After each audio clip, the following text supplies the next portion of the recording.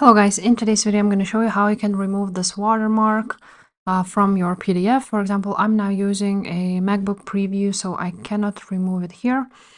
But what you can do is go ahead to your Google Drive, upload your PDF here. So I have uploaded this watermark PDF to the Google Drive. Now you want to go ahead and click on More Actions on those three dots and open this with Google Docs. Once it is opened, you will see that you can now edit everything, and you will see that the watermark is actually here, and you can just go ahead and delete it if you want to. Now to remove this watermark, you're gonna just basically drag it on it and click cut. Again, cut, and that's it. The watermark has been removed.